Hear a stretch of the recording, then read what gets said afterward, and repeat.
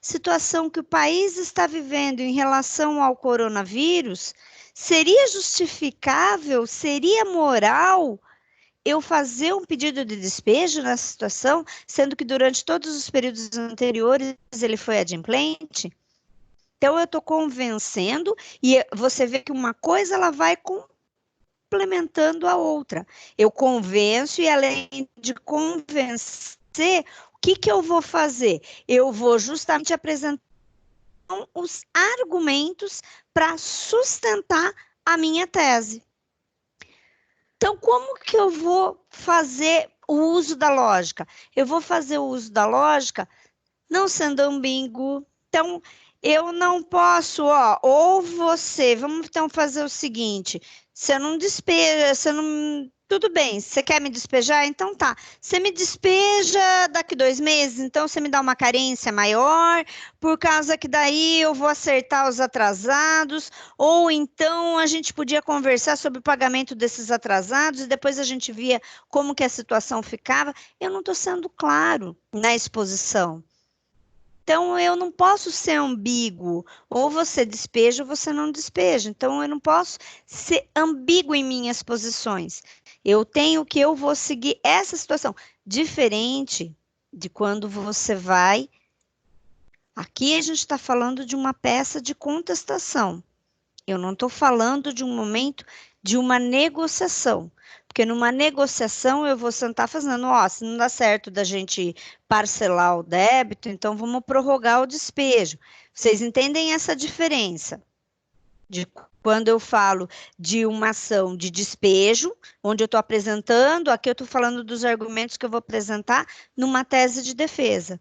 E dos argumentos que eu uso quando eu estou me referindo a uma tentativa de negociação. Aí existe a possibilidade de se não dá certo na situação, vamos tentar de outra forma, então. Não é o objetivo aqui. Então, quando a gente fala na figura da lógica, então eu não posso fazer também promessas impossíveis. Quem está com o microfone aberto com o carro aí, por favor. Isso é sempre tentar ser o mais objetivo possível.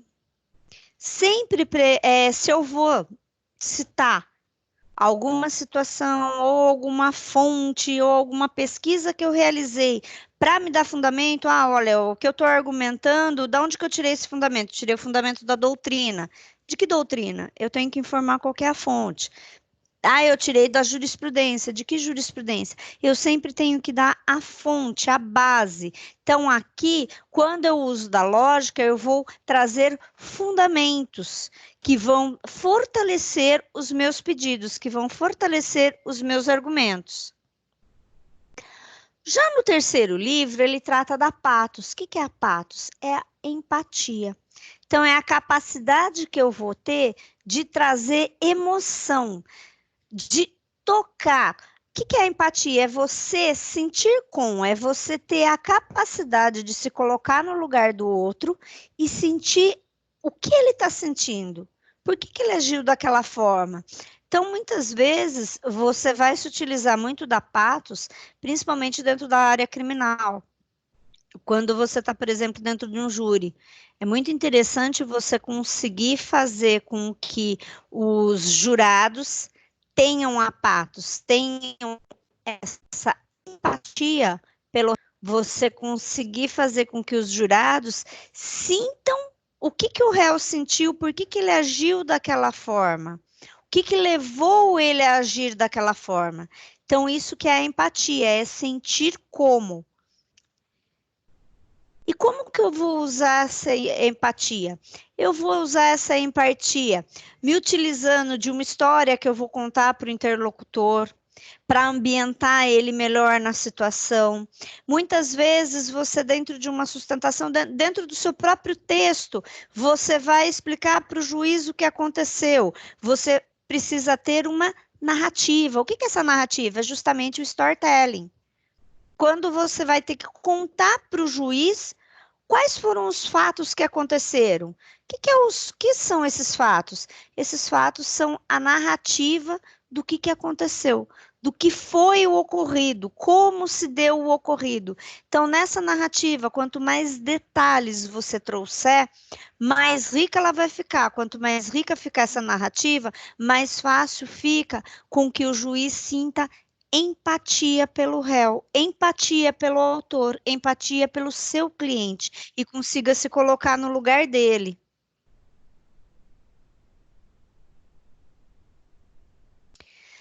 Também, gente, tenta sempre dialogar, demonstrar como que se deu a situação, falar dos problemas que enfrentaram, como que eles podem ser solucionados, quais são as soluções possíveis para essa situação que está sendo argumentada, para essa situação que faz parte do processo que vocês estão lidando. Então, existe mais de uma linha doutrinária? Eu vou mencionar todas as linhas doutrinárias que existem? Depende. Se todas as linhas forem favoráveis a seu cliente, forem coniventes a você, sim, você pode utilizar mais de uma linha de defesa. Agora, lembra que eu não posso me utilizar de ambiguidade. Se nem todas as linhas que eu estou utilizando, que eu pesquisei, são favoráveis ao meu cliente, se eu utilizar mais de uma linha, ao invés de eu trazer clareza, eu vou trazer confusão. E isso vai atrapalhar o entendimento que o juiz venha a ter do meu processo. Então, quando a gente fala nessas três figuras que existem dentro do convencimento que eu devo utilizar dentro de um processo, então eu tenho o quê? A ethos, que é qual que é a credibilidade, como que eu tenho certeza do que eu estou falando, qual que é a garantia, o que eu estou demonstrando para o juiz do que eu estou falando, do que eu estou apresentando. Então, isso é a ethos. A patos, eu vou fazer com que o juiz, ele tenha empatia pelo meu cliente, ele consiga. Como que eu vou fazer isso? Tendo uma boa narrativa, trazendo diversos detalhes na minha narrativa, criando muitas vezes dentro da narrativa um diálogo entre as partes que se envolveram. Então, quanto mais rica for essa narrativa, rica que eu falo é quanto mais clara, quanto mais detalhes eu trouxer nessa narrativa, mais eu vou fazer com que o juiz sinta a empatia, com que o juiz consiga se colocar no lugar do meu cliente e entender por que ele agiu dessa forma. E o logos, a lógica, onde que fica a lógica? A lógica fica no fundamento jurídico que eu vou trazer. O que é esse fundamento jurídico? Esse fundamento jurídico é a doutrina que vai embasar o meu posicionamento, é a jurisprudência, é a súmula. O que embasa a argumentação que eu estou trazendo para o juiz? Então, esse triângulo é o que a gente chama do triângulo de Aristóteles, referente a como que eu quero passar a persuasão, o conhecimento, como que eu quero passar a retórica para o processo. Então, existe uma grande discussão que se teve, falando da retórica, entre Aristóteles e Platão. Aristóteles defendia que a retórica era a capacidade de descobrir os meios possíveis de persuasão acerca de qualquer sujeito. Já Platão determinava que a retórica era um meio de adulação, um meio de instrumento para engodo, então para você se utilizar da enganação. Infelizmente, de fato, a retórica ela pode ser utilizada tanto para você convencer a pessoa dos seus argumentos, como também a retórica pode ser utilizada como uma forma para que eu possa manipular uma situação. Tudo depende de como que eu vou me utilizar dessa persuasão. Tudo depende de onde que eu coloco a ética nessa situação. Quando eu ajo com ética, eu não vou me utilizar da persuasão como uma forma para eu manipular, para eu fazer com que a pessoa haja da forma como que eu quero. Então, eu vou deixo de informar certos detalhes que são desnecessários, mas que esses detalhes, se a pessoa soubesse, ela não realizaria o negócio. Ah, eu vou fazer uma venda de um carro. E hoje em dia já não é tão comum, a gente não consegue mais fazer isso, pelo menos até onde eu sei, em relação aos carros, mas até alguns 10 anos atrás, mais ou menos, eu conseguia alterar a, o que estava sendo marcado no carro, do quanto que ele tinha tido de quilometragem do carro. Para eu baixar, então eu baixava essa quilometragem para eu tentar obter um valor maior do carro. Eu estou agindo com ética? Eu estou agindo de maneira correta? Não, o que que eu estou fazendo? Eu estou maquiando uma situação. Então, eu estou manipulando quem iria comprar o carro, para que ele comprasse o carro pensando que tinha uma quilometragem menor. O que que vai acontecer? Dependendo de quanto que eu baixei essa quilometragem, mais para frente isso pode se tornar contra mim. Por quê? Porque quem comprou o carro pode vir reclamar por causa que o problema que o carro deu não era conivente com a quilometragem que estava com a situação que o carro se encontrava. E a hora que isso for feito, for periciar o carro, vai se constatar que quem comprou o carro foi enganado. Então, existem formas e formas de se utilizar a persuasão, só que ela sempre tem que estar acompanhada da ética. Então, devo utilizar a persuasão de forma que eu devo convencer a pessoa que eu estou correta, sempre acompanhado do quê? Sempre acompanhado da empatia, sempre acompanhado da lógica. Dessa forma, eu vou persuadi-lo. Então, se eu tenho a empatia, se eu consigo fazer uma boa narração, uma boa construção, eu vou conseguir achar também doutrina para fundamentar minha. E dessa forma é que eu vou fazer o convencimento. Por isso que Aristóteles determinava que a retórica é o produto do diálogo, é o produto da conversa entre as partes. Por quê? Porque no direito a gente existe controvérsias, existe o direito de posições diferentes, a gente encontra jurisprudência em sentidos diferentes. Então, por isso da necessidade desse diálogo e não de uma necessidade de enganação, de adulação, do engodo. Não é esse sentido como Platão trazia. Mas, infelizmente, isso pode acontecer. Então, o domínio da retórica não é a mesma coisa de que você provar a verdade, mas sim o que, que é verossímil, qual que é o máximo, o que, que eu posso conseguir. Dentro do direito, o único campo que busca a verdade real é o campo do direito do trabalho. Conforme depois, mais para frente, vocês vão estudar. Dentro do direito do trabalho, o que se busca é a verdade real. Por isso que o juiz do trabalho ele tem a autonomia de que ele está ouvindo as partes, não está claro, ele pode, ó, a gente vai continuar a audiência, ó, estou verificando, analisando um acidente de trabalho. Não está claro para mim entre o que as provas que foram apresentadas e a perícia, realmente se a máquina ela tinha os equipamentos de proteção comum que são exigidos por lei e se realmente não foi por conta disso que aconteceu o acidente. O juiz do trabalho ele tem autonomia para encaminhar, suspender essa audiência e encaminhar para a empresa para a gente verificar onde que é o local. E imediatamente vai todo mundo para a empresa, acompanhado do juiz, para continuar a audiência lá. É o único que tem autonomia para fazer isso, é o juiz do trabalho. O juiz, a Justiça Federal comum não tem essa autonomia, a Justiça Estadual não existe essa autonomia, é só o juiz do trabalho que ele pode fazer isso. Por quê? Por causa do princípio da verdade real. Ele busca a verdade, o que está acontecendo. Justamente por que é embasada essa verdade real? Por causa que dentro da Justiça do Trabalho, nós temos o hipossuficiente. Quem que é?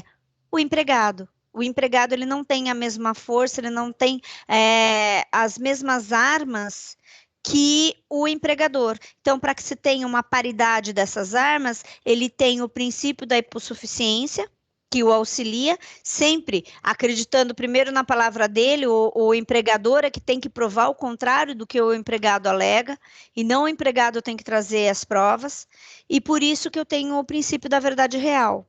Então, o único área do direito que existe esse princípio é o do direito do trabalho. Então, essa discussão que existe sobre a retórica entre Aristóteles e Platão, ela realmente, infelizmente, existem pessoas que se utilizam da retórica como uma finalidade simplesmente para adulação ou simplesmente para trazer, para enganar e para manipular a situação, mas não que, se ela é acompanhada da ética, isso não acontece. Então, ele também argumenta que ela tem que ser discutível. Por isso que, nesse ponto, tanto Platão quanto Aristóteles, eles concordam, porque Aristóteles também determina que ela deve ser o produto do diálogo. Então, a persuasão, ela tem que existir o diálogo entre as partes. Eu quero te convencer que eu estou com a razão, mas para que eu te convença que eu estou com a razão, eu devo utilizar tanto da empatia quanto eu devo utilizar da lógica. Agora a gente vai passar um pouquinho. E como que é essa retórica, essa persuasão, como que ela se reflete nos dias de hoje? Ela se reflete nos dias de hoje também por meio das funções da linguagem. Então, a primeira função da linguagem que a gente vai trabalhar aqui é a função da linguagem referencial ou denotativa. Então, o que é essa função? É a função que ela vai estar presente dentro de um texto que trate sobre uma notícia, que trate sobre um artigo científico, sobre um texto didático. Então, o que ele vai fazer esse texto? Ele vai ser representativo daquela função. Ele tem a intenção do quê? De informar. Então, ele é informativo. Então, ele não vai dialogar com quem está recebendo, com quem está recepcionando essa informação. Ele simplesmente vai trazer uma informação. Então, isso é o que eu trago de exemplo aqui para vocês. Ó. Começa nessa segunda-feira, dia 23, a quarta edição da Feira do Estudante, organizada pela Prefeitura de Santa Bárbara do Oeste. Então, aqui, o que ele está fazendo? Isso é uma função referencial ou denotativa. Ele simplesmente informa o que está acontecendo. Ele simplesmente traz uma informação do que irá acontecer e como que isso vai acontecer. Aqui, então, eu tenho sempre que trazer a objetividade, eu tenho que trazer sempre o texto.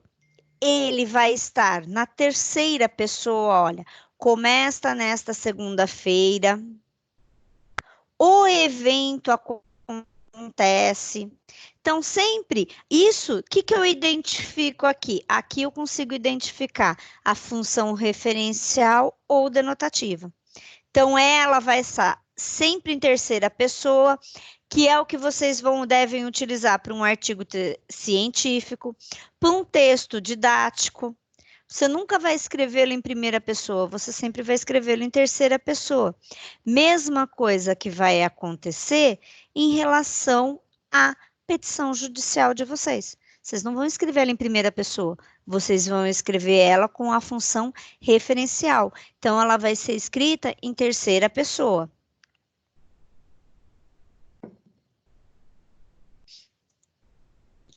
E quando eu trato da função emotiva, ou também chamada de função expressiva, essa função, ela também vai ser, ela vai querer o quê? Trazer um caráter, uma linguagem que ela vai emitir emoção. Então, ela vai emitir opinião. Ao contrário da função referencial, que a função referencial ela vai se utilizar da objetividade, vai trazer notícia e vai ser em terceira pessoa. Então, aqui eu vou estar fazendo o quê? Eu vou estar me utilizando da narrativa. Quando que eu me utilizo da narrativa? Opa, desculpa, gente, foi para frente. Quando que eu me utilizo da narrativa? Na função referencial. Quando que eu vou utilizar a função referencial dentro da minha petição? Quando eu estiver narrando os fatos.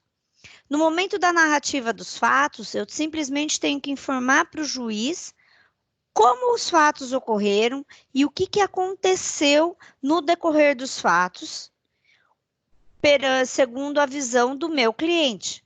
Como que eles se deram? Eu vou utilizar para isso a função referencial. Quando que eu vou me utilizar da função emotiva, que é a segunda função de linguagem que a gente está utilizando? Eu vou utilizar esta função quando eu for trazer a minha opinião.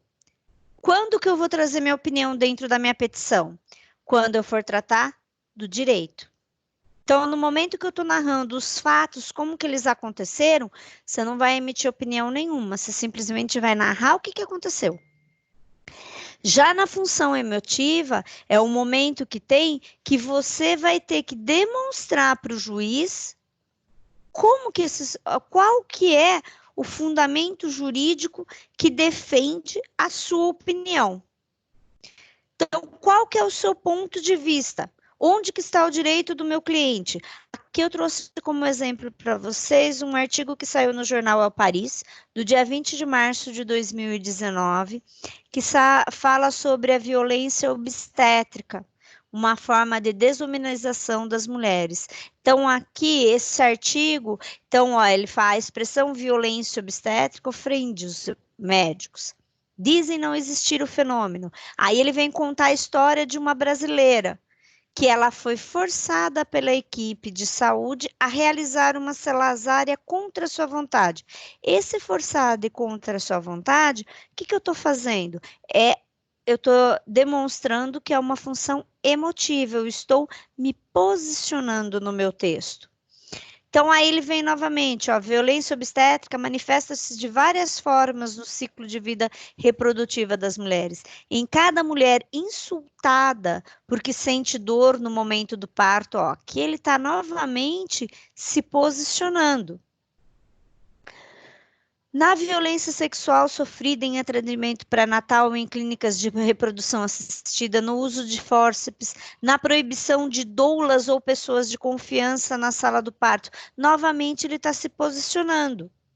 Então, quando eu estou me posicionando, aqui eu posso me utilizar da função emotiva. Então aqui eu posso usar um tom mais enérgico. Um tom mais enérgico, sim, mas um tom ofensivo nunca. Então, aqui eu posso, quando eu vou, no momento que eu vou narrar os fatos, que eu vou trazer os fatos, então eu devo utilizar a função referencial, eu devo ser objetivo. No momento que eu vou trazer o direito, que eu vou fundamentar, vou trazer meus argumentos para convencer o juiz, aí eu devo utilizar a função emotiva, porque eu estou dando a minha opinião. E quando que eu vou utilizar a função poética? A função poética, a finalidade dela é o quê? É construir uma mensagem que ela vai valorizar a forma como ela foi elaborada. Dentro de uma petição judicial, é muito difícil você se utilizar da função poética. Você se utilizar em textos escritos em prosa, dentro de uma petição judicial, não seria uma coisa comum e muitas vezes isso não pode ser muito bem visto, inclusive pelo juiz, que afinal é ele que você vai ter que convencer. Quem vai te dar a sentença é o juiz. Então eu não aconselho o uso da função poética. Mas aqui estou trazendo um exemplo para vocês, que é uma poesia de Milor Fernandes.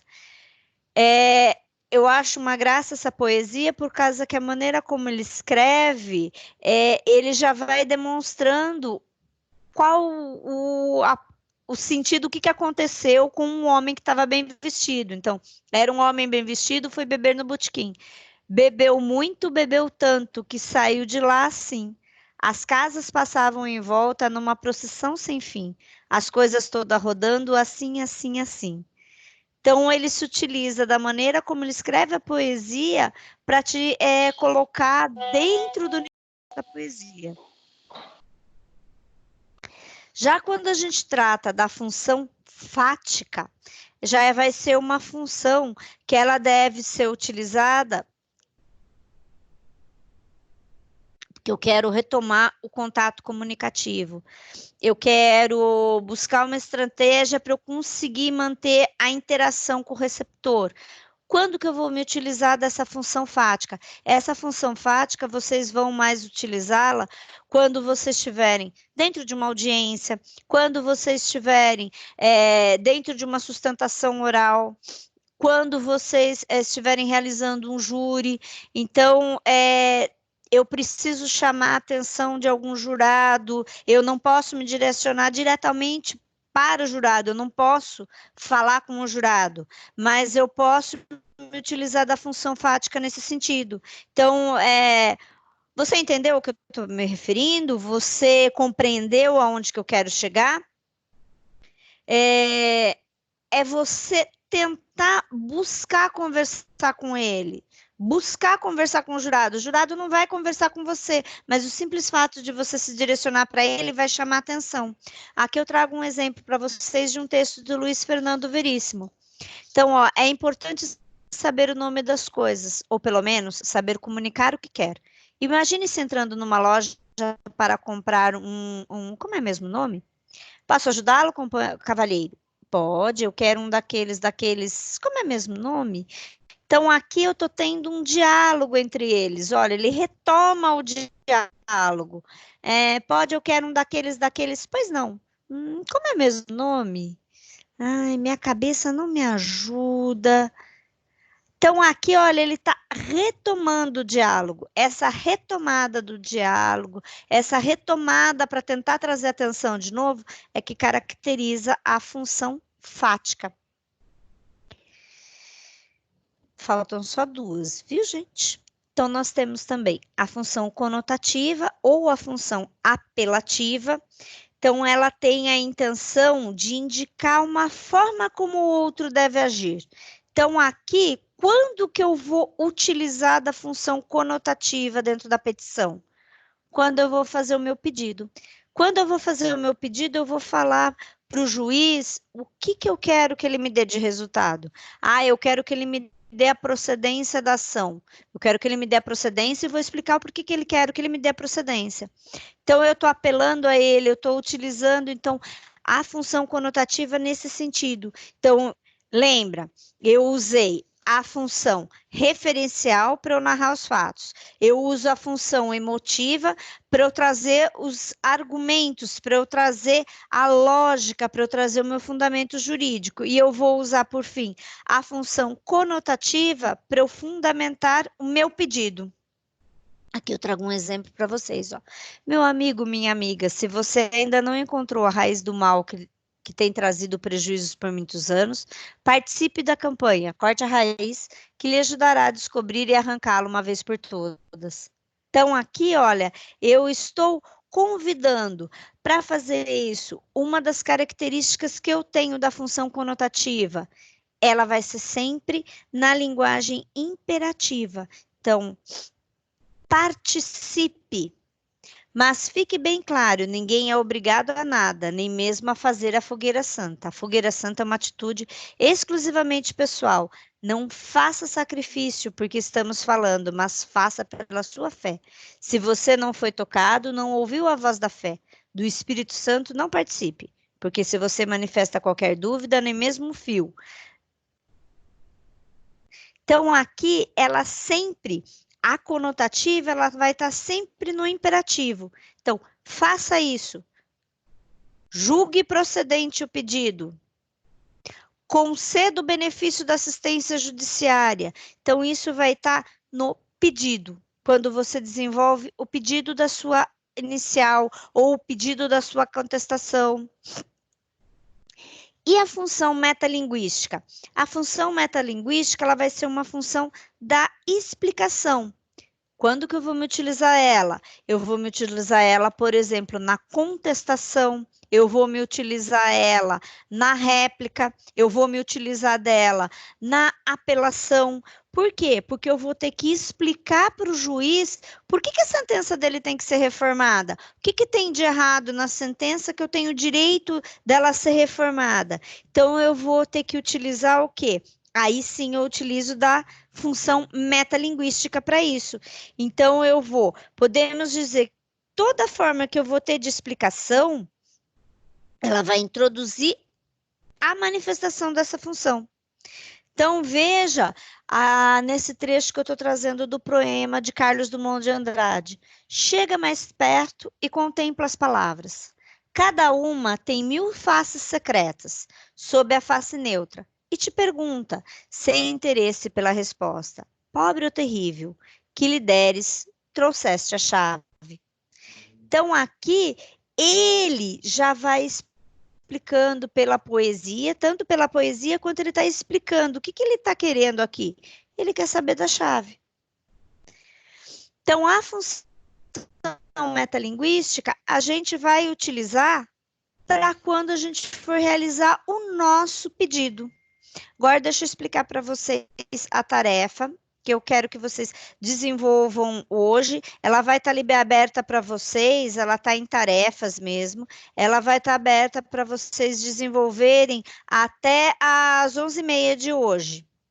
Nessa tarefa, elas vão ter questões. Todas as questões são de múltipla escolha. Vocês respondendo, vocês já vão obter o próprio resultado no final. Essa atividade ela vai valer até 120 pontos. Ela é composta por 4 questões. Vocês podem responder uma única vez, tá? Então, vocês respondeu, daí vocês vão enviar e vocês já conseguem receber qual que é o resultado e qual a pontuação que vocês fizeram. Tá, gente? Essa atividade, vocês vão encontrar ela aqui em tarefa. Aqui do lado abre para vocês um painelzinho escrito tarefas. Vocês vão conseguir fazer lá em tarefas. Eu preciso que ela seja desenvolvida hoje até às 11h30. Então, ela...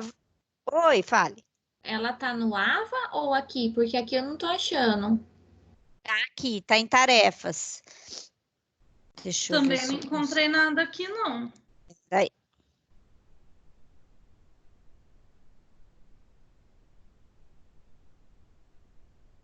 Tá aqui, ó, gente. Vocês vão entrar em tarefas.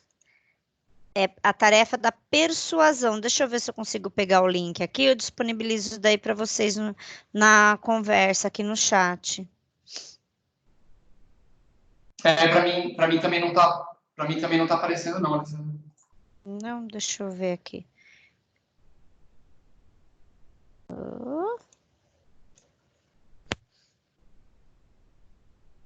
Espera um minutinho só. Eu já disponibilizo daí no chat para vocês. E onde que aparece esse chat que eu não tô vendo? Eu também não tô conseguindo acessar o chat. Eu também não achei o chat. Tem o telefone, do lado do telefoninho vem escrito mostrar participantes, do lado do mostrar participantes vai aparecer um balãozinho. Aqui para mim tá desligar. Para mim, do lado, ó, também não tá aparecendo. Não vem escrito, ó, do lado desse desligar vem mostrar participante, ou do lado que tem dois hominhos, um menino. Do lado tem que nem balãozinho. São não, três, aqui tem não, três pontinhos. 3 pontinhos não, aqui. 3 pontinhos, não tem? Não tem mostrar configuração, entrar em tela inteira, iniciar vídeo, teclado numérico e desativar videochamada. O meu tá assim também. O meu tá igual. Eu acho que a Sara não disponibilizou o chat. Então, aqui também só aparece os participantes, não aparece chat nenhum. Não tem chat, Não tem só participantes. Deixa eu ver aqui. Se a Sara conseguir colocar o link no WhatsApp, também dá certo no grupo. Também, peraí, deixa eu entrar lá no WhatsApp. Consigo, tô entrando já lá, peraí.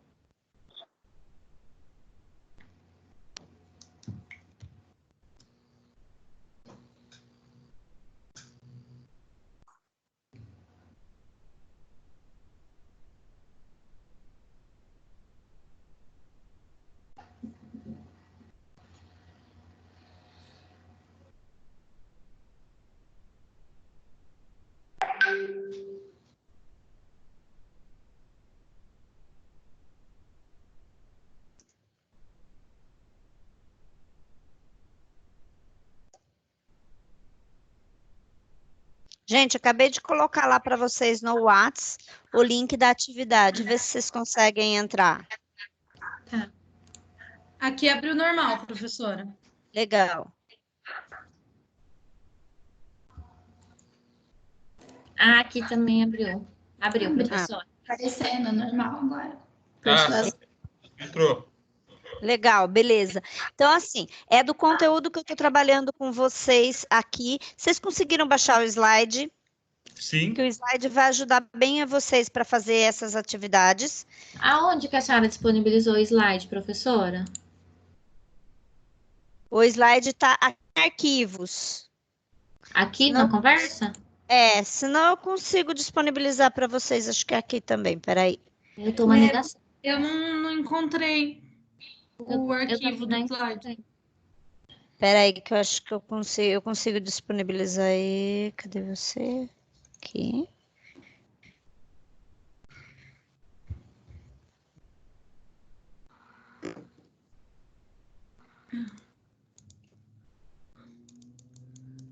Eu disponibilizei o slide para vocês também lá no grupo do WhatsApp também, tá? Eu postei para vocês lá. Dei uma olhada. Deu certo. Chegou? Deu certo, beleza. Porque com o slide vocês conseguem também fazer, desenvolver essa atividade. Então, essa atividade ela vai valer 120 pontos, tá? Daí ele já vai corrigir, já vai dar o gabarito para vocês, que eu montei a atividade de forma que vocês conseguem ter o gabarito deles já realizando a atividade. Ele vai ficar aberto hoje até às 11h30, para vocês poderem fazer. Ok. Beleza, gente? Alguma dúvida até aqui que eu expliquei para vocês? Teve uma hora que a senhora estava explicando sobre a petição, o que cada função entra. Eu estava anotando e eu não consegui copiar. Tá, vamos lá. Vamos retomar. Então, assim, quando você vai desenvolver a petição, seja ela a petição inicial, principalmente que a gente está falando, então, na petição inicial, eu tenho lá 2 fatos, lembra? O que é a 2 fatos? A 2 fatos eu vou utilizar a função referencial. Então, eu tenho que ser objetivo, eu não vou envolver emoção nesse momento. Nesse momento, simplesmente eu vou narrar para o juiz o que aconteceu.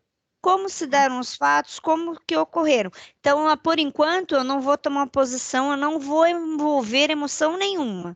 Eu simplesmente vou narrar o acontecimento. Sim. Então, na segunda parte, quando você vai trazer lá do direito, que eu vou trazer a fundamentação jurídica, que eu vou trazer a doutrina, aí eu vou utilizar a função emotiva. Por quê? Porque a emotiva eu vou tomar uma posição. Então, agora eu vou falar para o juiz, por que meu cliente está certo, qual que é o fundamento que justifica ele estar com a razão, por que o meu pedido tem que ser acolhido, onde que está, o que eu estou fundamento, onde que está a jurisprudência, que me dá um embasamento para eu estar alegando isso. Onde que me tá... Gente, deixa eu só fechar aqui o WhatsApp, senão ele fica toda hora fazendo barulhinho. Então, aí eu vou utilizar a função emotiva. Então, na primeira parte da petição, quando eu estou narrando os fatos, eu uso simplesmente a função referencial ou denotativa. Eu só vou narrar os fatos e não vou me posicionar. Quando eu vou trazer a fundamentação do direito, que é a segunda parte da petição, aí eu vou utilizar a função emotiva. Por quê? Porque aí eu vou me posicionar em relação à tese que eu estou trazendo para o juiz. E vou trazer quais são os argumentos. Na terceira parte da petição, que é a hora do pedido, o que eu quero do juiz? Qual que é o pedido que eu quero? Aí eu vou usar a função conotativa. A função conotativa, ela sempre vai estar no imperativo. Lembra do imperativo que a gente estudou lá atrás? Faça isso, faça assim. Então, o que eu vou falar para o juiz? Julgue procedente, condene o réu, conceda o benefício da assistência judiciária, intime as testemunhas, realize a perícia. Então, sempre eu vou dar, vai ser sempre no imperativo, eu sempre vou dar uma ordem para o juiz do que eu quero, de qual que é o meu pedido. Então, vocês viram que a gente trabalha dentro de uma petição judicial, eu trabalho com 3 funções de linguagem diferentes, uma em cada momento. Ah, sim, obrigada, professora. Anotei. Nada. Ficou mais claro? Ficou. Perfeito. Mais alguma dúvida dessa primeira parte, gente? Tranquilo? Tranquilo. Tranquilo. Sim, tranquilo. Então, beleza. Então, vamos dar continuidade aqui. Opa, deixa eu pegar no compartilhar. Aqui. Então, a gente vai falar da argumentação jurídica agora. Até agora, a gente falou em persuasão. Argumentação e persuasão, vocês viram que elas são coisas que andam juntas. Então, a persuasão eu quero convencer. A argumentação jurídica, eu vou trazer os meios para que eu possa convencer. Então, persuasão é convencimento, a argumentação são os meios que eu vou utilizar para convencer. Então, como que eu vou debater isso? Como que eu vou obter o reconhecimento da minha pretensão? Quais são as razões que vão validar a minha pretensão? Como que eu vou fundamentar? Lembra, dentro do direito, 2 mais 2 nem sempre vai ser 4.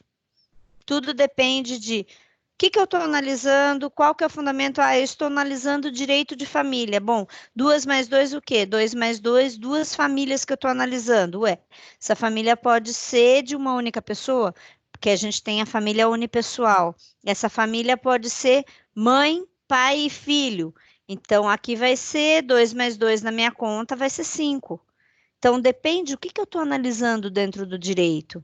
Então, tudo existe dentro do direito, eu tenho que ter argumentos. Esses argumentos, eles são baseados na doutrina, eles são baseados no princípio, eles são baseados na jurisprudência, eles são baseados no costume. Por isso, da necessidade de a gente estudar a parte de fundamentos históricos, que a gente vai ver sexta-feira. Por quê? Aonde que eu vou estudar princípios, o que são princípios, o que são costumes, o que é a jurisprudência, eu vou estudar tudo isso lá em fundamentos históricos. Então, a base de como se forma o nosso direito, a gente vai estudar lá. Para que eu vou estudar isso?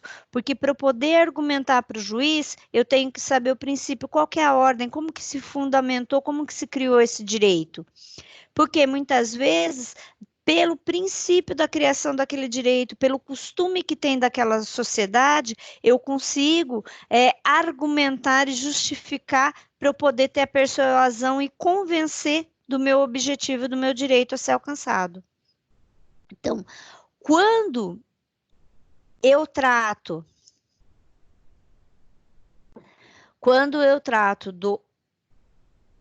da argumentação, então são os meios que eu vou utilizar para fundamentar de maneira racional os meus direitos. A argumentação, ela se divide em argumentação objetiva, que são que os argumentos, eles podem ser provados. Como que eu vou fazer essa prova? Prova documental, prova testemunhal, prova muitas vezes não só de documentos, mas também prova técnica que eu vou me utilizar, prova contábil.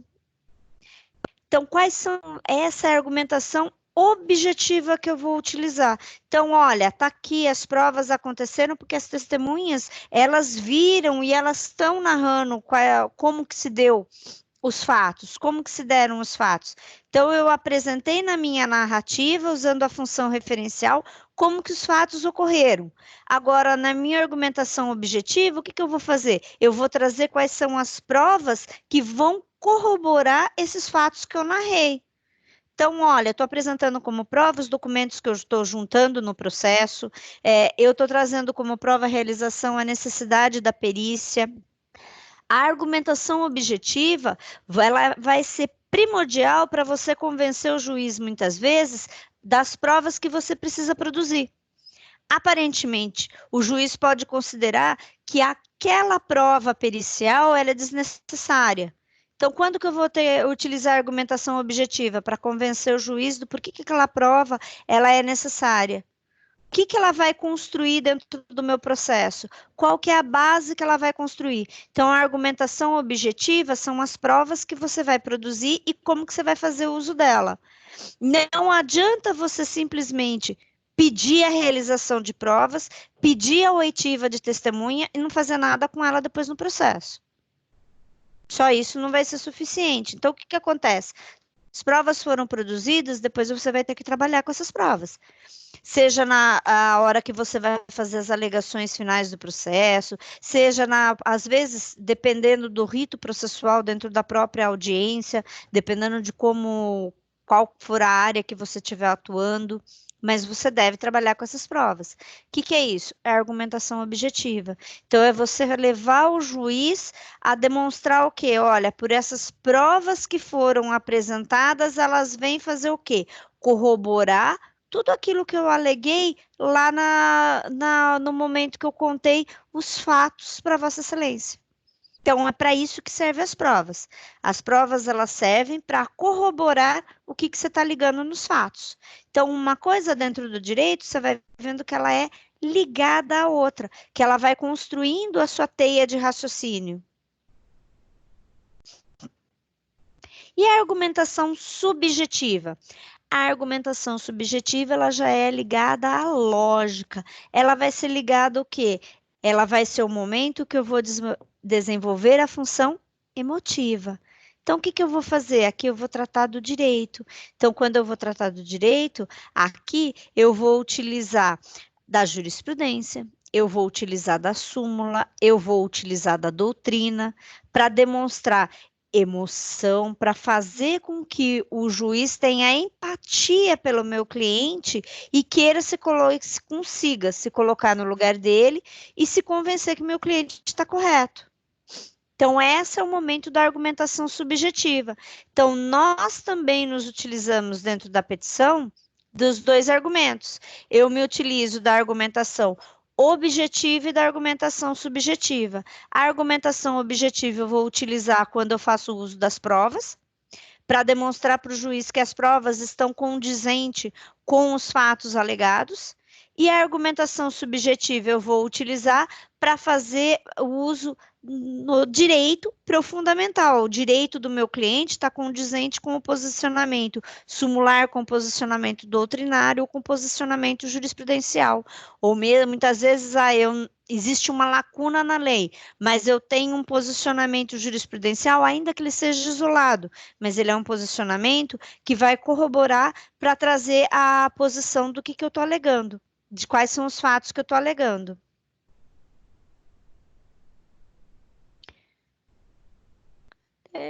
Aqui.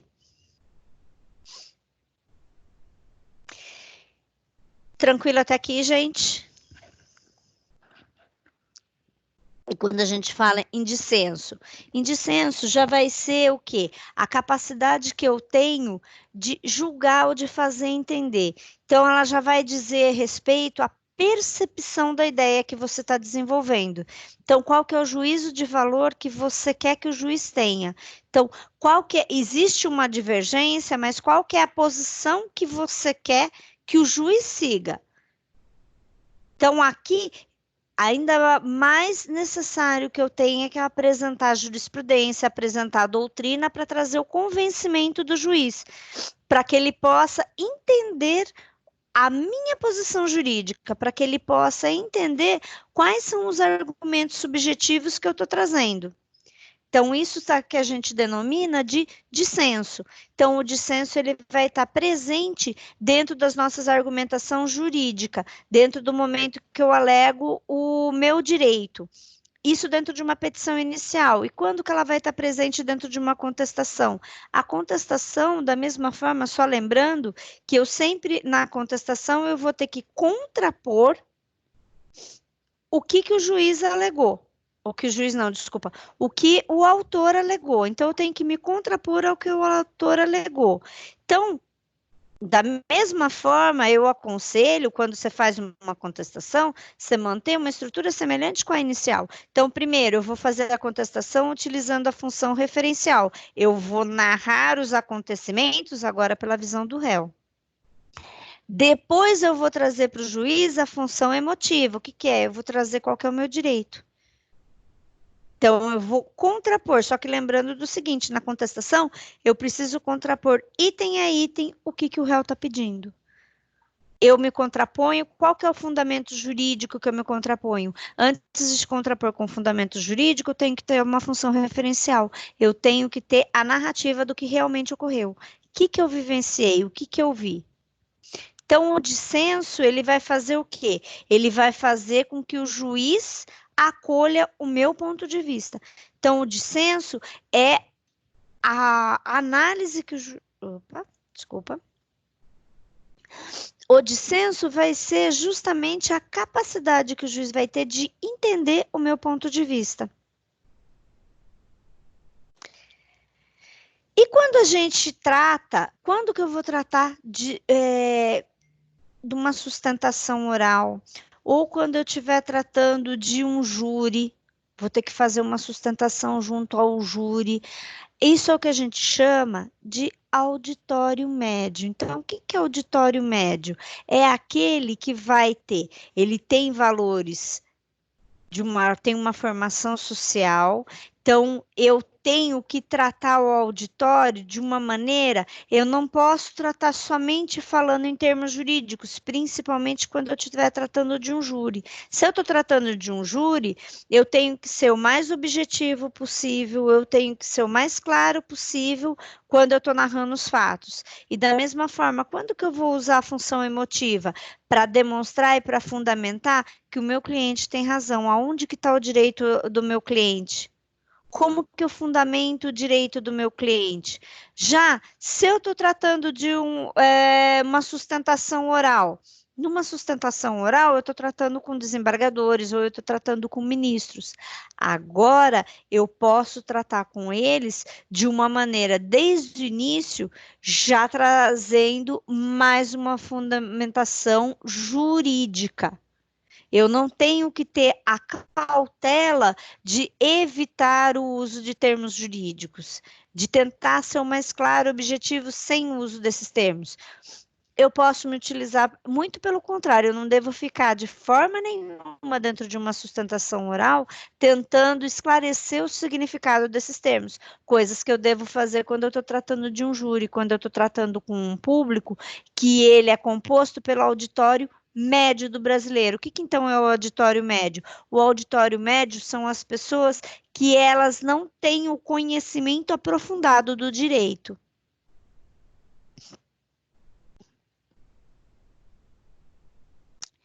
Beleza, gente? Dúvidas? Agora eu queria que a gente passasse para desenvolver aquela atividade. Podemos?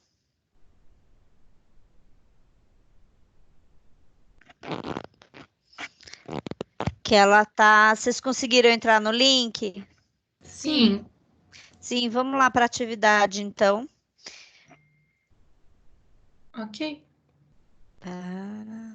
Peraí. Quem compartilhar, beleza. Ok. Então, ó, na primeira questão, a primeira é para vocês colocarem o nome completo de vocês, tá? Na primeira questão, vocês têm uma imagem que eu quero que vocês analisem. Depois de analisar, vocês devem responder quais os recursos utilizados nessa campanha. Então, aqui deixa eu ver. Cada questão ela vai valer 30 pontos, tá? Vocês clicando na questão, vocês já vão ter... tá certo. Vocês já vão ter qual que é a resposta correta e quem não clicar na resposta correta, qual que é o fundamento. Na questão número 2, ela está tratando sobre as figuras de linguagem que a gente tratou, que eu expliquei para vocês na segunda parte da aula, tá? Então, como que deve ser utilizado, qual que figura que eu devo utilizar no imperativo, qual que fala que eu posso utilizar trocadilho de palavras. Então, vocês devem responder sobre as figuras de linguagem. Na quarta questão, também eu tenho um anúncio publicitário E através, então, desse anúncio publicitário, eu quero que vocês respondam. Quais são ações, quais são os diferentes objetivos, como que cada situação, como que é feita a comunicação disso, e daí vocês vão identificar qual que é a função de linguagem utilizada nesse anúncio. A última pergunta, eu tenho o trecho de um romance, e nesse trecho de um romance vocês também devem identificar quais são as funções de linguagem utilizada. Beleza, gente? Dúvidas? Tranquilo. Tranquilo. Eu quero que, então, eu preciso que vocês respondam essas questões hoje para mim. Eu preciso dela, ela está liberada para ser feita até, falei até 11h30, não, é até 10h30. Tá bom? Que eu deixei, que daí ela já vai valer como atividade da aula de hoje. Eu também disponibilizei para vocês um texto sobre a primeira parte que eu expliquei da aula de hoje, que é sobre a trilogia de Aristóteles. Ele também está aqui no Tarefas. Deixa eu disponibilizar no AVA para. Opa, eu fechei o WhatsApp, fechei. Aí que eu já vou disponibilizar também para você no WhatsApp.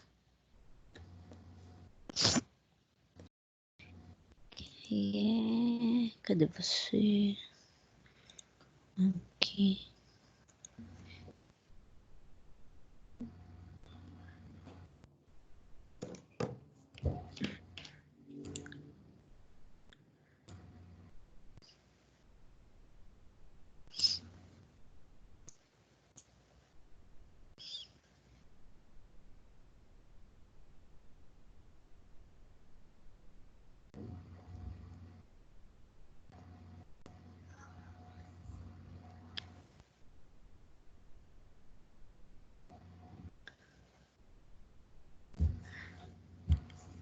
Cadê você? Aqui, achei.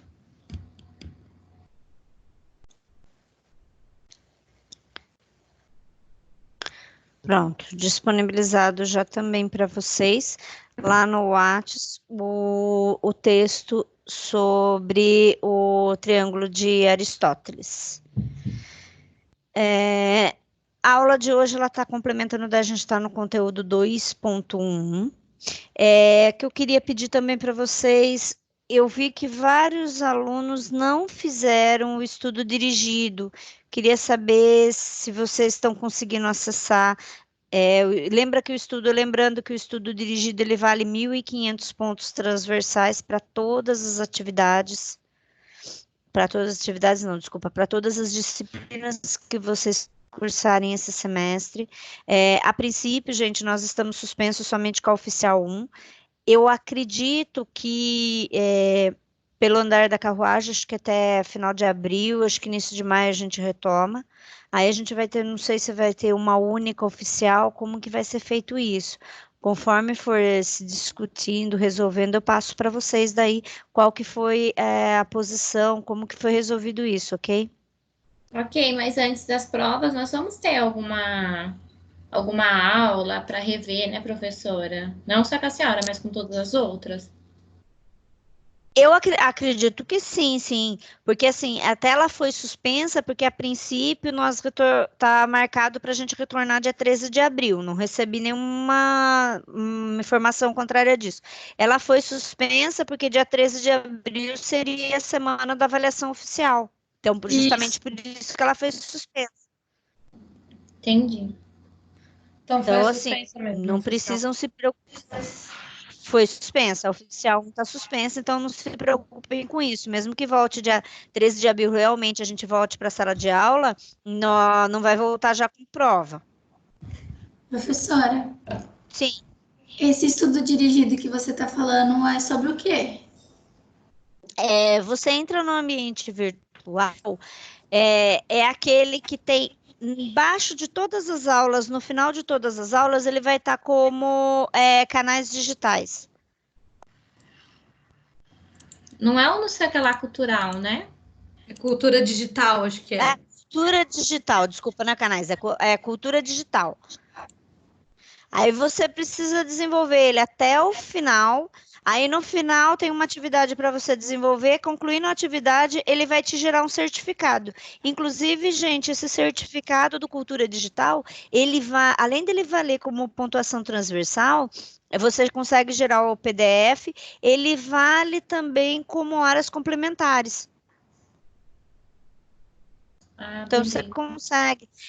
Você entra lá em secretaria, aí os complementares, você consegue incluir ele como curso livre.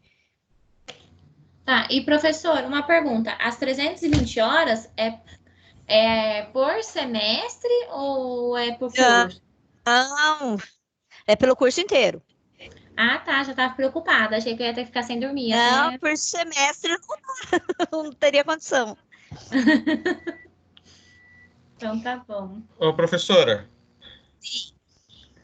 sobre o que nem eu que trabalho no escritório, na secretaria lá tem o documento que eu posso fazer para poder preencher para pegar essas horas?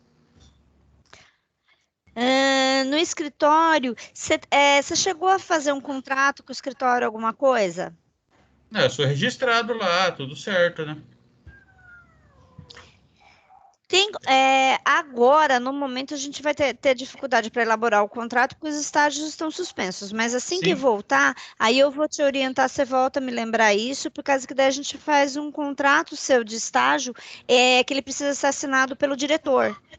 Porque Não, daí o tranquilo. diretor assinando, daí a empresa assinando, aí ele entra como 30 horas complementares.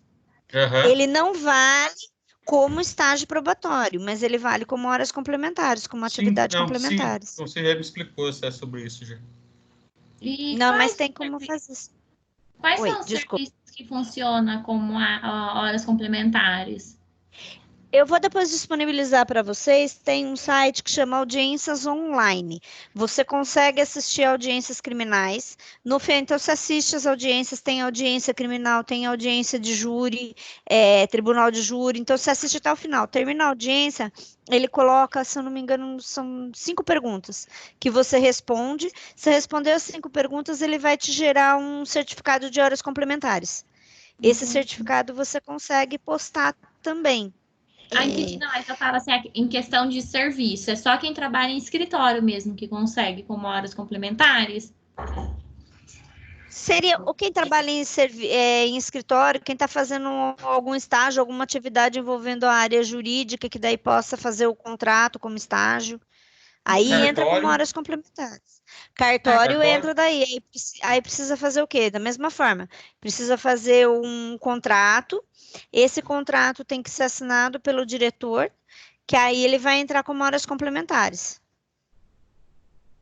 Entendi. Porque ele não entra agora, ele não entra valendo como estágio. Lá na frente ele pode entrar até valendo como estágio, se estiver na mesma atividade, no mesmo cartório, no mesmo escritório. Aí não tem problema. Entendi. Não, é que eu sou subsíndica, aí eu falei, né? Vai que eu consigo, né? Vai que eu ganho. Aí preciso verificar, não tenho certeza. Esse eu preciso ver, deixa eu marcar aqui. Esse eu preciso dar uma pesquisada. Que eu também mexo com leis aqui. Sim. Ai, meu Deus. Convenção, tudo que dá barraco. Então, eu preciso dar uma pesquisada Horário. nesse sentido. Aí já não sei te informar, não. Que isso daí eu nunca dessa forma, nunca vi. Ai, tá bom, professora. Ai, mas gente, só de ver a carinha de vocês já deu pra matar um pouquinho de saudade, né? Que ficar só trancado em casa ninguém merece, não? Não, aí o AVA não é a mesma coisa, né? Tudo bem, a gente aprende, mas não é. Não. Pô, mesmo que você tente gravar, que você assista a aula gravada, também não é a mesma coisa. Esse contato da gente poder conversar, ver, eu acho que ajuda um pouco. Não é o ideal, mas eu acho que ajuda um pouco, pelo menos, a gente melhorar o nosso contato, né? Teve uma aula do AVA que eu confesso, eu cochilei. Acho que a semana começou a falar. Aí eu parei, tô pra voltar, né?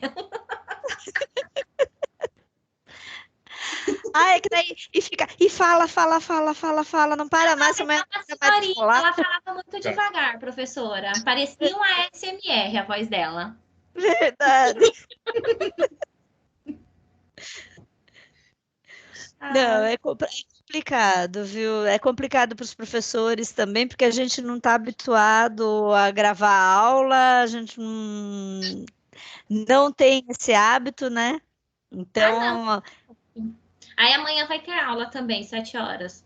amanhã vai ter aula às 7 horas, é amanhã com a Maria Isabel, o link também já está para vocês lá, tá? Ela já postou lá. Eu vou pedir para ela disponibilizar o link da aula para vocês, que ela falou que o Leandro já fez. Leandro, acho que já está todos os grupos de professores no WhatsApp montado, né? Com você como você e o professor. Ó, não tá, não. Tem uma hora que eu tô como representante, tem hora que eu não tô. Então também teria que falar isso com você depois sobre isso, para ver certinho como vai ficar. Né? Eu acho que o meu Nereu colocou que montou, né? Até eu preciso ver se ele colocou todo mundo, eu não vi. Eu vou pedir para ele habilitar você também como representante lá, porque daí fica. O Nereu que montou, eu mantenho ele, coloco você, e nós três só colocamos, porque daí também disponibiliza o link lá. Porque a Marisa, ela manda para mim e eu envio para o pessoal. A Nádia, ela envia para mim por e-mail. Quando ela envia, eu já envio para o pessoal já também no grupo. Com a Nádia eu também conversei.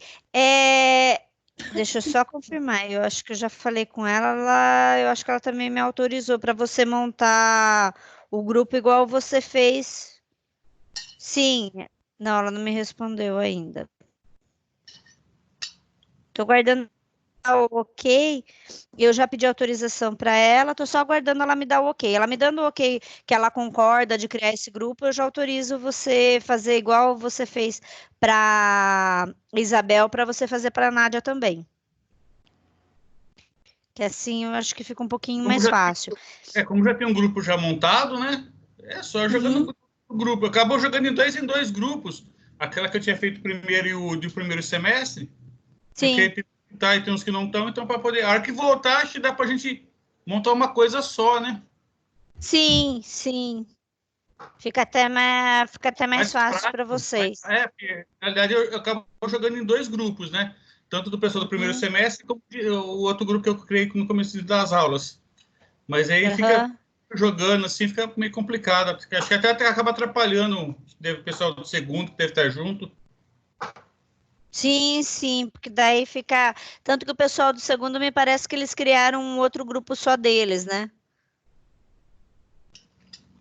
Parece que Se eu não me engano, eles fizeram isso. Porque assim, eu vou, da mesma forma como eu fiz hoje na sexta-feira, eu também vou fazer, eu vou disponibilizar daí o link para vocês no WhatsApp também, porque caso tenha algum problema, alguma coisa, vocês entram no grupo. A única coisa, eu já marquei aqui na sexta-feira, eu vou montar para vocês um passo a passo, como que faz para vocês acessarem a biblioteca digital. Assim, vocês não peguei livro, não tem como fazer, vocês têm como fazer daí a atividade pela biblioteca, ou qualquer atividade que tenha, pela biblioteca digital, aí vocês conseguem trabalhar lá. Dá para trabalhar legal por lá também.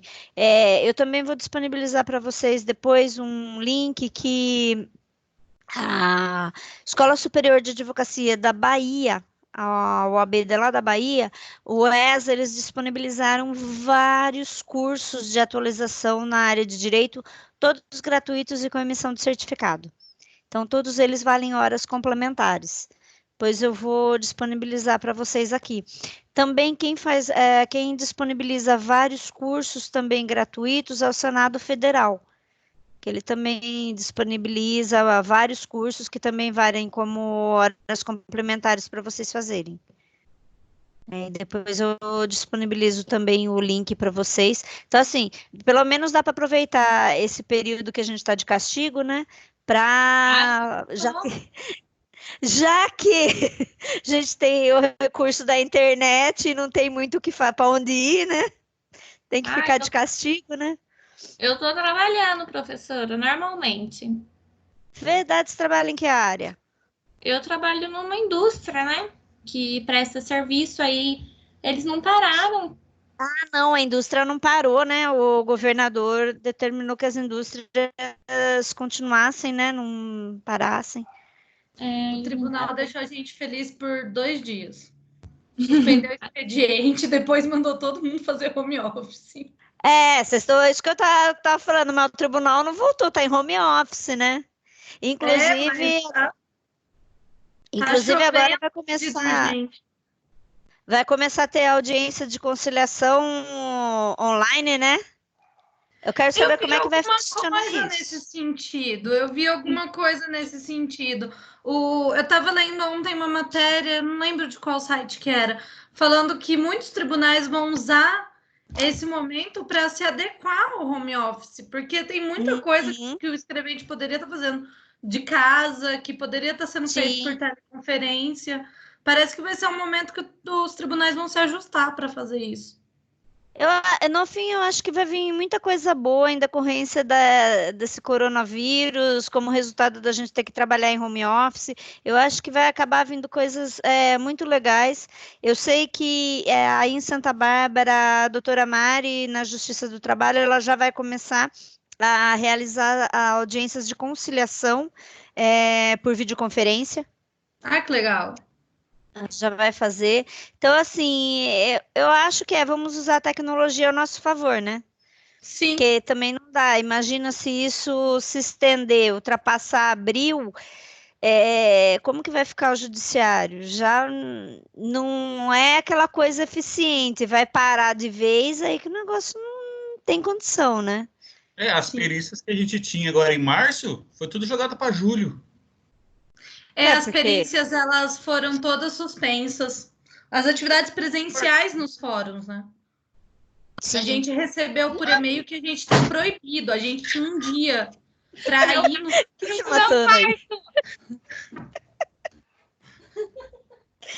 Viu? Coisas de home office.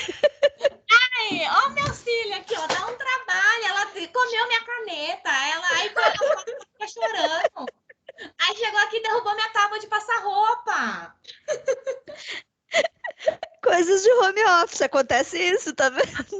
Gente, tem que aprender a lidar com os filhos enquanto tá trabalhando. Ai, não, vou ficar dormindo. Sem dúvida. Agora essa aqui, ó, ela tava subindo, andando tudo aqui no teclado. Aí eu tinha ficado tirando ela, por isso que a hora que eu não prestava atenção. Ai, que raiva. Eu coloquei pra fora, chorou. Aí botou pra dentro. Coisas de home office. A cara, ó, da danada, ó. Mas eu acho que no judiciário a gente vai ter várias informações que vão ser muito interessantes nesse sentido, viu, gente?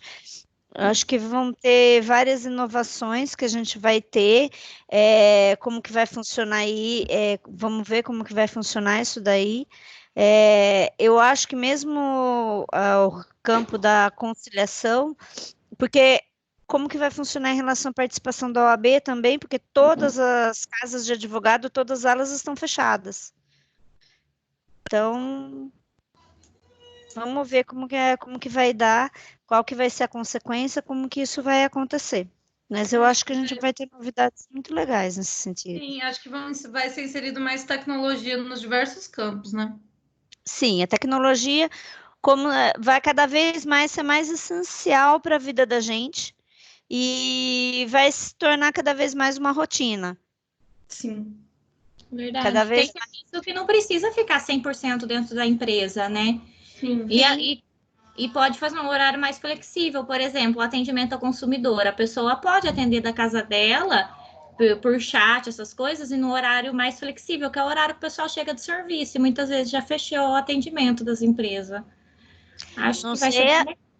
Não sei a Vivo em relação ao TJ, mas eu falo para vocês, eu estou trabalhando muito mais, viu? Eu não vejo a hora que volte presencial. Eu estava conversando com o pessoal do cartório hoje, tá nesse estado. Porque a gente fica paranoico com a tal da produtividade para mostrar que tá todo mundo realmente trabalhando. Eu fico no meu Gente, eu tô computador 7 trabalhando horas da umas manhã. 50 horas, não é nem 40, eu tô trabalhando umas 50, pelo amor de Deus. Tem dia que você tem 3 reuniões no mesmo dia. Você sai de uma, já tá entrando na outra, já tá indo pra outra. Viu? Eu quase não consegui nem tomar banho direito para iniciar a aula de vocês, porque eu tive reunião até 5:30 da tarde. Falei, meu, que isso?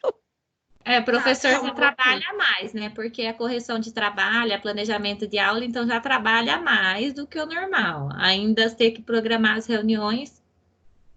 Não, olha, tá. E a gente saía assim, a gente tinha reunião uma vez por semana, agora a gente tem reunião todo dia. Todo dia a gente tem reunião. Então, assim, tá complicado, viu? Professora, A Beli. professora, Sim. em relação à petição, você já corrigiu? Oi? A Verdade. petição, você já corrigiu? Ai, corrigi sim. Até eu preciso dar o feedback. Ficou muito legal o que vocês fizeram. Eu gostei. Vocês entenderam bem o espírito de dividir. Gostei das petições que vocês mandaram. Eu vou corrigir, dar os feedbacks. A pontuação delas eu já lancei, já publiquei para vocês. Onde que Já dá, tá onde que dá para ver? No Onde que a AVA? gente acessa? lá no AVA, em extrato de pontos. Ai, meu Deus, eu não sei mexer e eu mexo nisso todo dia.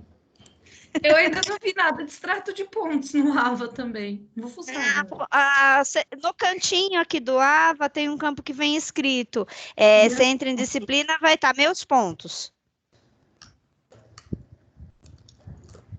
Ah, só fale se eu publiquei. Será que eu já publiquei? Porque assim, tinha um trabalho que me mandaram na sexta-feira e eu terminei de corrigir e lancei. Aí eu não sei se eu publiquei todos. Só falem se já está publicado, senão eu só preciso clicar lá para publicar. Tá abrindo aqui. Mas eu acho que eu já publiquei, sim. Corrigir, eu já corrigi. O APA tá abrindo? O meu não tá. Nossa, o meu tá bem Ai, lerdo. antes de eu começar a reunião não tava. Vamos ver se agora vai abrir. Olha, gente, Estudar no AVA. às Eu acho que vezes tem um para monte mim de eu tenho gente problema usando. também, e às vezes eu tenho muito problema no Chrome. Eu acho mais fácil, às vezes, acessar o AVA pelo Mozilla. Ai, eu Nossa, sou eu não tenho Mozilla. Mozilla, não roda aqui no meu computador. Que o Google Chrome, às vezes, volta e meia, eu entro, ele trava, ele não entra, ele abre aquela tela preta. Aí eu entro no Mozilla e eu já consigo acessar. Nossa, ele tá bem lerdo. Alguém conseguiu entrar? Ô, professora, Tá carregando ainda. Sim, pra mim não apareceu ainda, não. não apareceu a atividade. Então eu preciso confirmar, por causa que como Não, eu pra tinha... mim só tá aparecendo aqui DNM e liberação da maconha.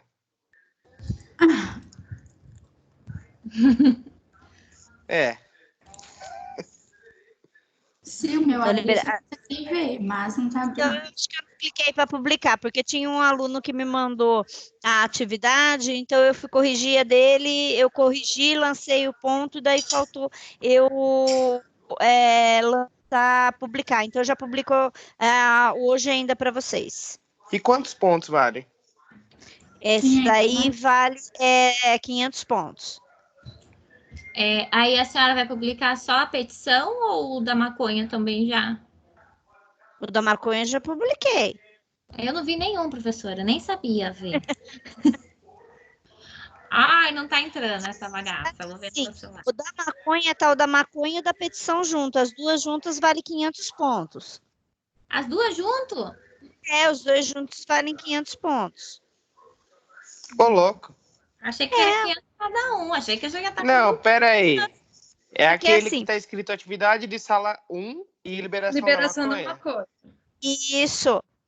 Isso é os dois? Liberação daí da são os maconha dois. tá aparecendo os 500 pontos. Pra Então, mim também. Então, mas é atividade de sala 1 e liberação da maconha. São duas atividades e eu lancei eu lancei os 500 pontos. Porque assim, nesse Aqui primeiro... apareceu, agora apareceu então. Porque assim, ó, nesse primeiro bimestre eu tenho 1000 pontos de atividade para vocês. Que termina agora em abril eu termino de lançar esses 1.000 pontos. Então, são as atividades que eu estou dando, que nem agora que eu dei 120, tal, atividades que eu vou dar. Eu quero ver se pelo menos toda a aula eu dou uma atividade para a gente reforçar, se vocês entenderam, se vocês compreenderam, meio para a gente ver como que está o andamento do trabalhando com vocês online. E aí, no final de abril, vai dar 1.000. Aí, para o segundo bimestre, que é de maio, que seria maio e junho, eu tenho 1.500 pontos de atividade para aplicar para vocês. Para dar os... Agora... Para chegar aos 2,5. Para chegar aos 2.500. Isso. Entendeu?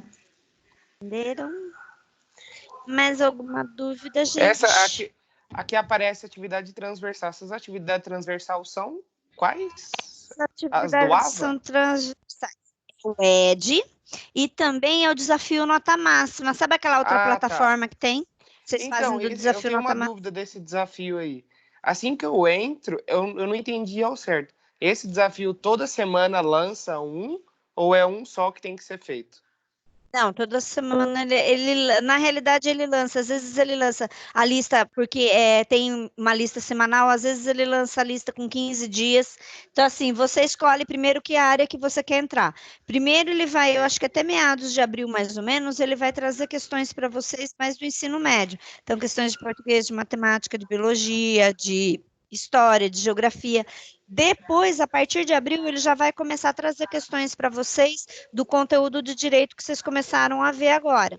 Então, de metodologia, de fundamentos, de argumentação jurídica, de psicologia. E ele agora vai... eu entendi. Beleza? E ele só vai entra nisso. até o final do curso.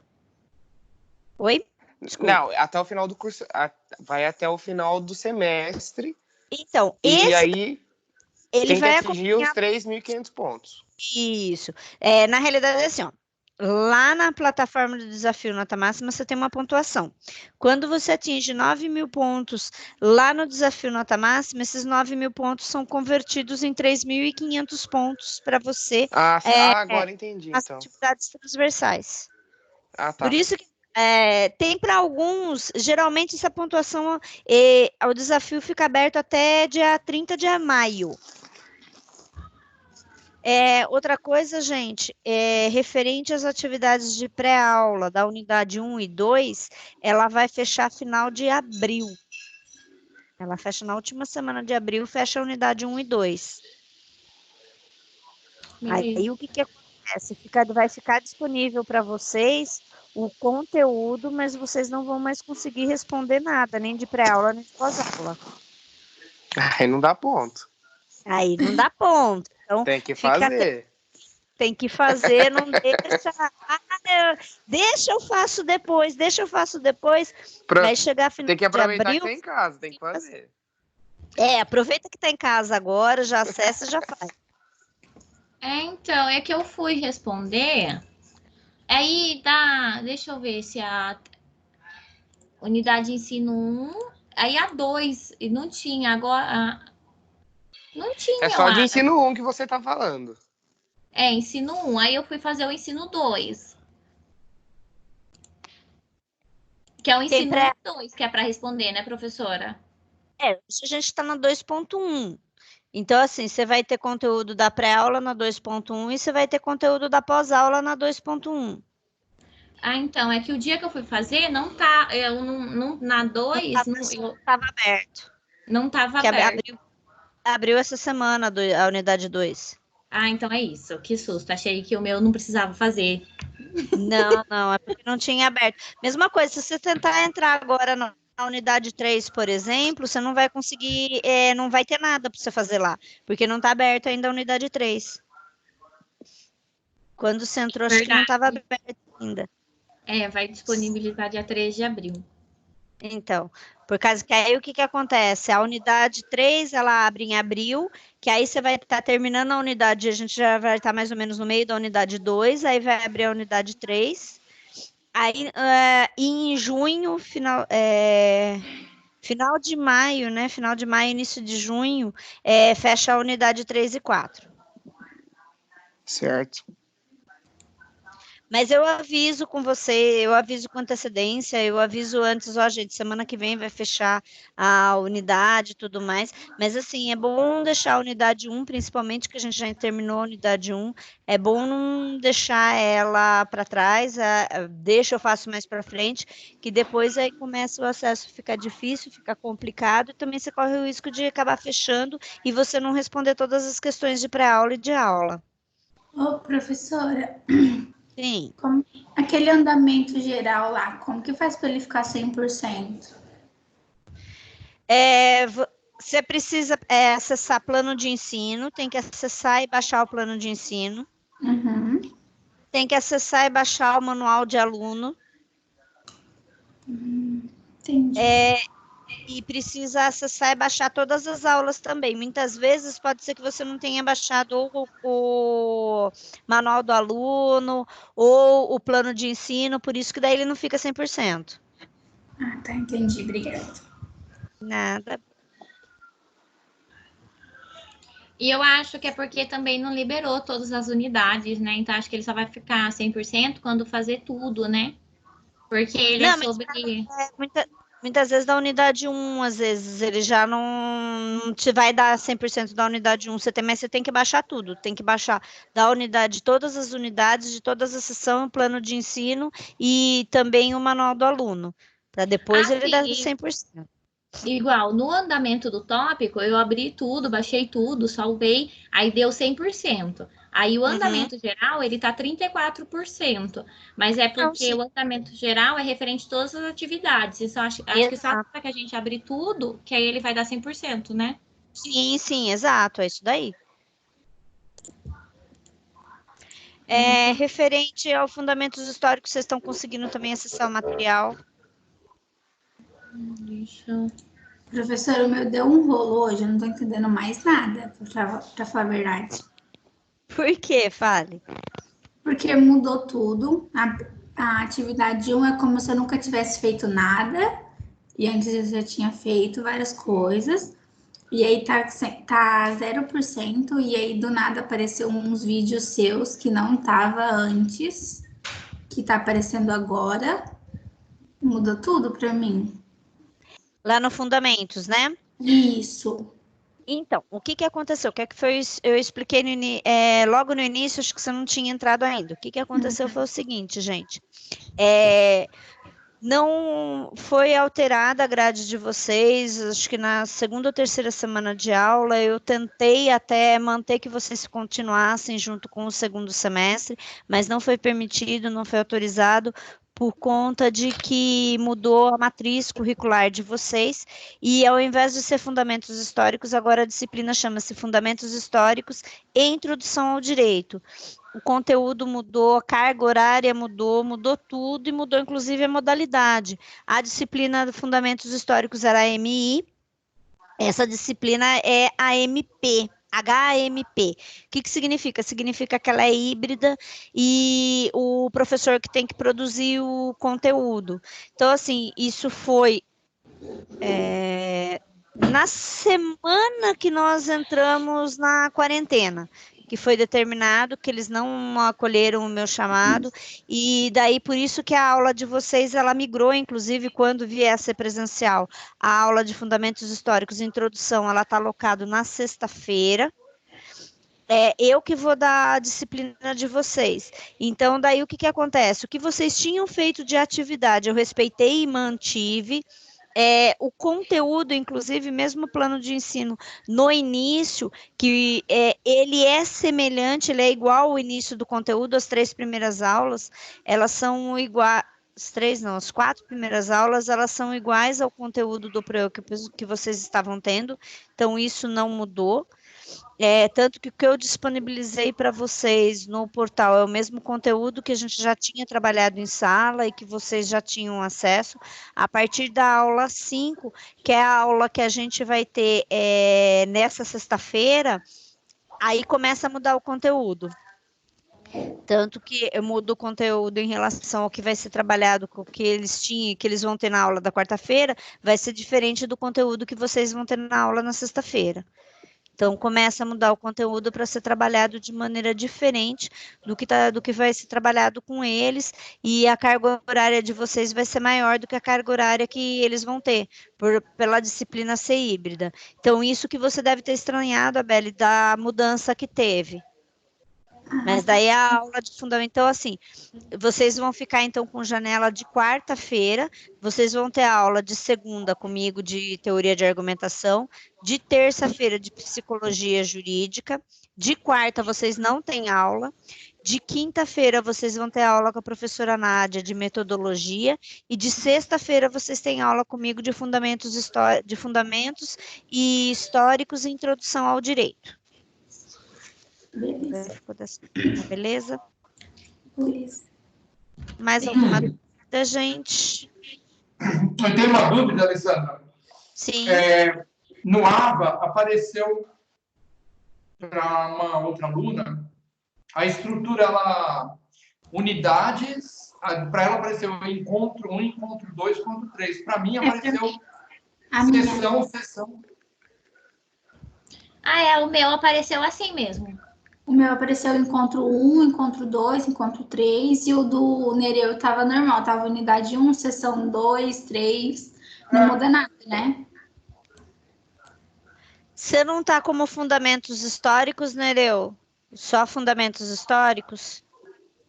Deixa eu ver aqui, peraí, vou estar na outra janela. Porque históricos e fundamentos históricos. Então você mantém a aula de quarta-feira. A aula de quarta-feira com o pessoal do segundo semestre. Você ficou, então, alocado na disciplina de fundamentos históricos. Eu acho que daí você ficou, por causa que você está seguindo algumas disciplinas, você está seguindo junto com o pessoal do segundo, né? Não, era só do primeiro mesmo. Deixa eu ver aqui se está escrito... O que tem que aparecer no meu? Tem que aparecer fundamentos históricos e introdução ao direito. HMP. O meu aparece... O meu aparece fundamentos históricos do direito só. Então, você está com a disciplina do segundo semestre. Agora, aí essa disciplina do segundo semestre, ela é AMI. Então, essa disciplina, ela vai vir o quê? Aí ela vai vir as 4 unidades dividida em 4 sessões. A disciplina de sexta-feira, que é Fundamentos Históricos e Introdução ao Direito, ela é HMP. Ela vem daí encontro 1, 2, 3, ele vai até o encontro 16. Então o meu tá certo. Mas eu só não entendi por que a mudança ocorreu. Por que o meu é diferente? Eu não entendi ainda. Porque você está com a matriz antiga. Provavelmente, quando veio o seu aproveitamento de plano de ensino, você tem aproveitamento da disciplina Introdução ao Direito. Entendi. Então, você só tem que cursar fundamentos históricos. Não, agora eu entendi. Eu acredito que seja isso. Então, daí essa diferença que ocorre. Ou seja, o meu tem presencial, então, na quarta-feira. De quarta-feira. Aí a gente vai ter, já está o link, já está criado, já está lá também no ambiente virtual, se eu não me engano, acho que está na unidade 2.1 também. 2.1. Agora não vou lembrar de cabeça essa daí eu tenho que entrar lá para ver. Mas a gente está na unidade 2 também, mas não é na 2.1, a de vocês é 2.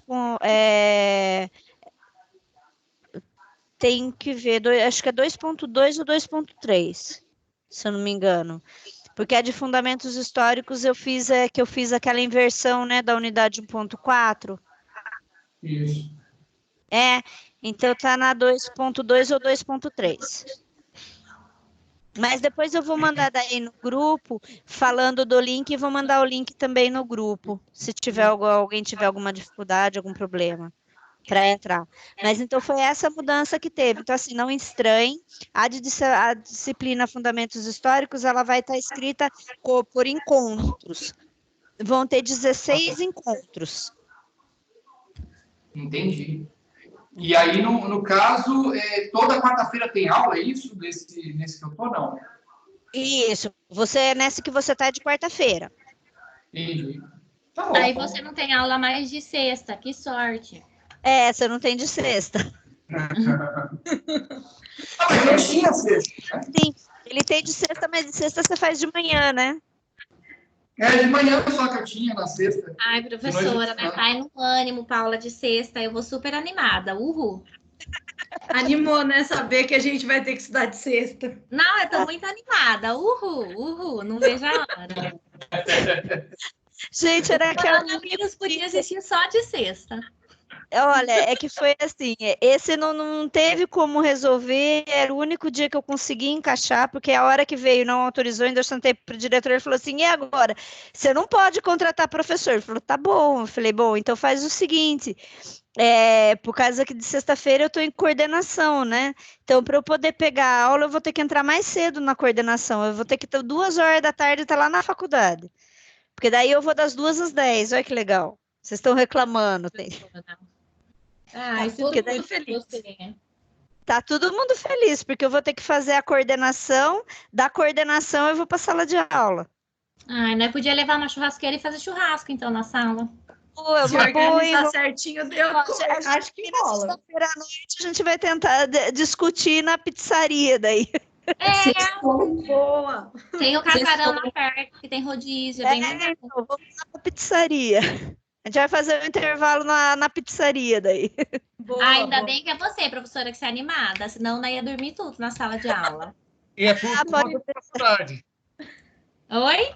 A pizzaria é por conta da faculdade. Ô, Tá doido? Essa. Quer fazer a professora perder o emprego? Coitada de mim. A única coisa que eu falei, a hora que voltar presencial, a gente tem que fazer o churrascão, porque, pelo amor de Deus. por conta da Anguera. O churrascão. É ruim. Pra matar a saudade, nossa.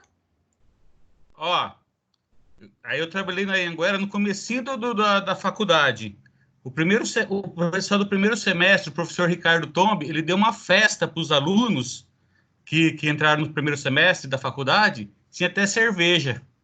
Nossa. Pago pela Fica aí pra Alessandra. Eu não peguei essa fase não, viu? Eu peguei.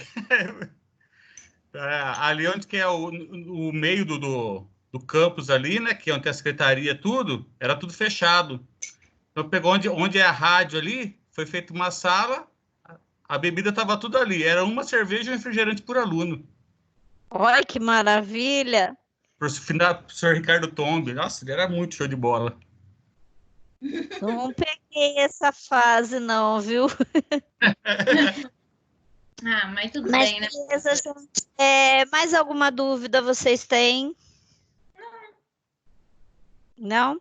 Então a gente se encontra na sexta-feira. O link já da aula de amanhã já está disponibilizado para vocês. Então agora vocês têm lição de casa, vocês têm que fazer aquela atividade minha, tá?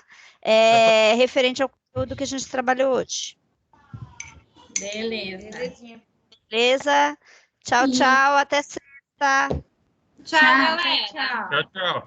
Tchau. Tchau. Tchau, tchau.